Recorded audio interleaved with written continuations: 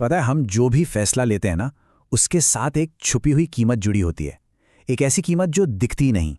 तो आज हम इसी अदृश्य कीमत के बारे में बात करने वाले हैं, जिसे कहते हैं अवसर लागत। चलिए, एक बहुत ही आसान से सवाल से शुरू करते हैं।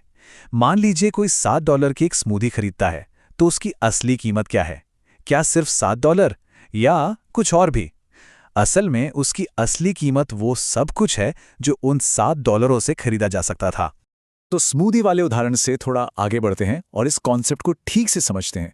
क्योंकि देखिए, अवसर लागत सिर्फ पैसों की बात नहीं है, ये हमारे हर फैसले से जुड़ी है। मतलब उन सभी चॉइसेस के बारे में जिन्हें हम चुनते हैं और जिन्हें हम पीछे छोड़ देते हैं। बहुत सिंपल भाषा में कहें तो अवसर लागत बस वो रास्ता है जिसे हमने नहीं चुना। ये उस सबसे अच्छे विकल्प की वैल्यू है जिसे हमने किसी और चीज को पाने के लिए छोड़ दिया। मतलब हमारे हर हाँ के पीछे एक छिपा हुआ ना होता है। अच्छा, ये जो आइडिया है ना, ये कोई नया नहीं है। इसकी जड़ें काफी गहरी हैं। 19वीं सदी के आखिर में एक ऑस्ट्रियन अर्थशास्त्री थे, फ्रेडरिक वॉन वीजर। उन्होंने ही इसे एक फॉर्मल थ्योरी का रूप दिया था। और आज तो ये इकोनॉमिक्स और डिसीजन मेकिंग का एक फंडामेंटल प्रिंसिपल बन चुका है।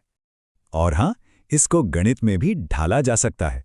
इसका एक सीधा सा फॉर्मूला है। बस ये सोचिए, जो ऑप्शन आपने छोड़ा उससे मिलने वाला रिटर्न माइनस जो ऑप्शन आपने चुना उससे मिला रिटर्न। इन दोनों का जो अंतर है ना, वही है अवसर लागत। यही वो कीमत है जो उस फैसले के लिए चुकाई गई। यहाँ पे ना एक बहुत कॉमन कंफ्यूजन को दूर करना जरूरी है। देखिए, अवसर लागत और संक कॉस्ट यानी डूबी हुई लागत, ये दोनों एक चीज नहीं है। संक कॉस्ट वो पैसा है जो खर्च हो चुका है और अब वापस नहीं आ सकता। जैसे मान लीजिए पिछले साल कोई ऑनलाइन कोर्स खरीदा था। लेकिन अवसर लागत भविष्य की ओर देखती है। ये उस पोटेंशियल वैल्यू के बारे में है जिसे अभी छोड़ा जा रहा है। तो एक पास्ट के बारे में है और दूसरा फ्यूचर के बारे में। ठीक है, तो अवसर लागत को और भी गहराई से समझने के लिए हमें दो तरह की लागतों को देखना होगा। एक जो हमें साफ साफ दिखती है और दूसरी जो अक्सर हमारी नजरों से छिपी रहती है। तो जो स्पष्ट लागतें यानी एक्सप्लिसिट कॉस्ट्स हैं, वो तो सीधी सादी होती हैं, जैसे किसी दुकान का किराया या एम्प्लॉइज की सैलरी, जिनका आप हिसाब किताब रखते हैं। लेकिन जो निहित लागतें यानी इम्प्लिसिट कॉस्ट होती हैं, वो थोड़ी अलग होती हैं। मिसाल के तौर पर, अपना बिजनेस शुरू करने के लिए जो नौकरी छोड़ी, उसकी सैलरी एक निहित लागत है। ये वो इनकम है जिसे जाने दिया। तो एक स्मार्ट डिसीजन लेने के लिए इन दोनों दिखने वाली और ना दिखने वाली दोनों लागतों को तौलना बहुत जरूरी है।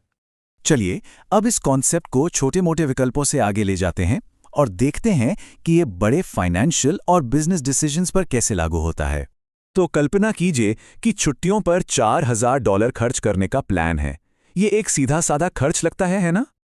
लेकिन जरा सोचिए, अगर उन्हीं $4000 को 10 साल के लिए कहीं इन्वेस्ट कर दिया जाए तो वो बढ़कर लगभग $5397 हो सकते हैं।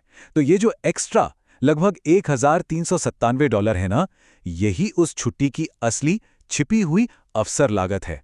बिजनेस की दुनिया में इस कॉन्सेप्ट को प्रोडक्शन पॉसिबिलिटीज कर्व का इस्तेमाल करके देखा जाता है। कल्पना कीजिए, एक छोटी सी कंपनी है जो या तो वीडियो बना सकती है या फिर टोपियां, लेकिन उनके पास रिसोर्सेज लिमिटेड हैं।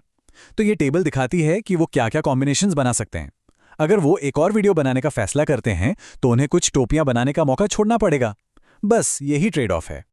और ये जो सिंपल सा ग्राफ है ना, ये एक साथ 4 बड़े बड़े इकोनॉमिक आइडियाज को दिखाता है।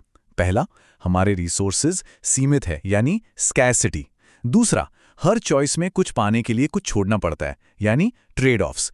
तीसरा, हर छोड़ी गई चीज की एक अवसर लागत होती है। और चौथा, इस कर्व पर कोई भी पॉइंट यह दिखाता है कि हम अपने रिसोर्सेज का सबसे कुशल यानी एफिशिएंट इस्तेमाल कैसे कर सकते हैं। अच्छा, एक सवाल उठता है, अगर अवसर लागत इतना पावरफुल कॉन्सेप्ट है, तो हम अपनी रोजमर्रा की जिंदगी में इसे इतनी आसानी से नजरअंदाज क्यों कर देते हैं? इसका जवाब हमारी साइकोलॉजी में छुपा है। मतलब ऐसा क्यों होता है कि हमारा ध्यान उस ऑप्शन पर तो होता है जिसे हम चुन रहे हैं, लेकिन जो ऑप्शन हम छोड़ रहे हैं उसके बारे में हम ज्यादा सोचते ही नहीं। साइकोलॉजिस्ट्स इसे कहते हैं अपॉर्चुनिटी कॉस्ट निग्लेक्ट। होता क्या है कि हमारा दिमाग नेचुरली उन चीजों पे फोकस करता है जो ठोस हैं, जो सामने दिख रही हैं, जैसे वो स्मूदी जो हम खरीद रहे हैं। लेकिन जो ऑप्शन हमने नहीं चुना, जैसे कि उस पैसे को बचाना, वो हमें दिखाई नहीं देता। वो थोड़ा एब्स्ट्रैक्ट लगता है, इसलिए हम उसे इग्नोर कर देते हैं। इस पर एक बहुत ही इंटरेस्टिंग रिसर्च भी हुई है। एक ग्रुप से जब एक पब्लिक प्रोग्राम में इन्वेस्ट करने के लिए पूछा गया तो 65% लोग मान गए। लेकिन जब दूसरे ग्रुप को सिर्फ इतना याद दिलाया गया कि भाई इस पैसे का इस्तेमाल दूसरे प्रोग्राम्स के लिए भी हो सकता है, तो पता है क्या हुआ? सहमति घटकर 57% रह गई। सोचिए, सिर्फ एक छोटी सी रिमाइंडर से फैसले में पूरे 8% का फर्क आ गया। कमाल है ना? तो सवाल यह है कि इस जानकारी को हम अपनी लाइफ में कैसे लागू करें। इसके लिए एक बहुत ही सिंपल लेकिन पावरफुल टूल है जिसे हम सब बेहतर डिसीजन लेने के लिए इस्तेमाल कर सकते हैं। इसे ऐसे समझिए कि अब हमें अपना इकोनॉमिस्ट वाला चश्मा पहन लेना है। मतलब दुनिया को एक इकोनॉमिस्ट की नज़रों से देखना है। हर चॉइस को सिर्फ उसकी कीमत के हिसाब से नहीं, बल्कि उसके पीछे छुपे हुए ऑप्शंस के हिसाब से भी देखना है। तो बेहतर फैसले लेने के लिए इस सिंपल से 4 स्टेप वाले फ्रेमवर्क को फॉलो किया जा सकता है। नंबर 1, अपने सारे ऑप्शंस को पहचानिए। नंबर 2, हर ऑप्शन की एक्सप्लिसिट और इम्प्लिसिट दोनों तरह की लागतों को देखिए। नंबर 3, जो सबसे अच्छा ऑप्शन छोड़ा जा रहा है उसके पोटेंशियल रिटर्न का अंदाजा लगाइए। और आखिर में नंबर 4, इसकी तुलना अपने चुने हुए ऑप्शन के रिटर्न से कीजिए। तो अगली बार जब भी कोई फैसला लेना हो, चाहे वो एक स्मूदी खरीदने का छोटा सा फैसला हो या करियर बदलने का बड़ा फैसला, बस खुद से एक सवाल पूछना है, इस चुनाव को करने के लिए मैं किस दूसरे सबसे अच्छे विकल्प को छोड़ रहा हूं?